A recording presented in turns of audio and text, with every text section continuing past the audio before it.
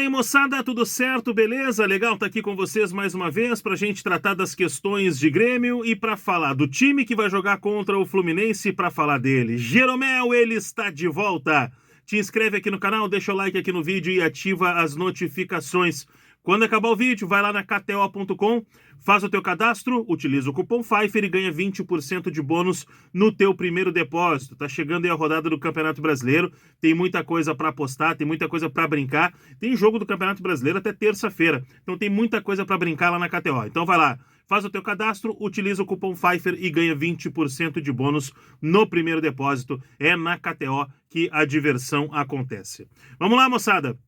O Grêmio na reta final de preparação aí para o confronto diante do Fluminense, o jogo desse domingo, 4 da tarde, domingo de Dia dos Pais. Estaremos lá na Arena para acompanhar esse jogo com o microfone da Rádio Guaíba.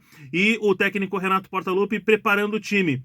Ele já fez um trabalho fechado nessa sexta-feira e vai fazer mais um trabalho fechado neste sábado. Mas qual é a principal novidade para esse jogo? É Pedro Jeromel.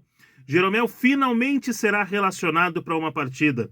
Olha quanto tempo, né, que a gente não vê o Jeromel. O último jogo dele, vocês vão lembrar, é o jogo contra o Náutico, lá nos Aflitos, o jogo que traz o Grêmio de volta para a Série A do Campeonato Brasileiro. E isso foi em novembro do ano passado.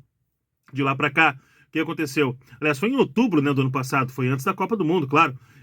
De lá para cá, o que aconteceu? Férias do grupo de jogadores, a retomada, e no início dos trabalhos, no início da pré-temporada, o Jeromel teve a lesão no joelho, fez a cirurgia, teve problemas na recuperação, apareceu edema ósseo, enfim, tudo aconteceu com o Jeromel. E agora, talvez de outubro do ano passado para agosto desse ano, finalmente está de volta, ficando à disposição do técnico Renato Portaluppi. Mas Jeromel fica no banco de reservas, ele não vai para o time titular.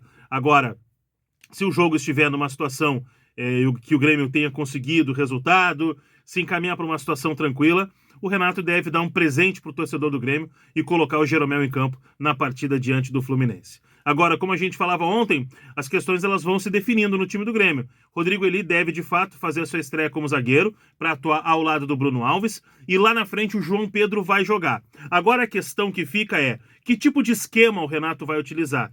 Então ele já fez um trabalho fechado nesta sexta-feira e vai fazer mais um no sábado, para definir também que tipo de esquema ou de estratégia que ele vai utilizar para usar o João Pedro como atacante, para atuar ao lado do Luís Soares. E aí pode mudar muita coisa do meio para frente. Existe uma possibilidade ainda do Cristaldo começar no time titular, o Cristaldo deve jogar no time titular, e aí alguém vai ter que sair desse time. Provavelmente o Natan sai desse time. Eu vi que muita gente projetou, principalmente nas redes sociais, uma saída do Vijaçante do time para a entrada do Bitelo como volante, atuando ao lado do Carbajo. E isso não deve acontecer. Isso foi só uma movimentação de trabalho. O Vijaçante e o Carbajo devem formar a dupla de volantes. O Bitelo, sim, ele, se ficar no time, ele pode ser recuado e mudar um pouco o estilo de jogo do Grêmio para esse confronto diante do Fluminense. A gente não vai colocar como uma espécie de ensaio do Renato visando a partida de quarta-feira contra o Flamengo. Até porque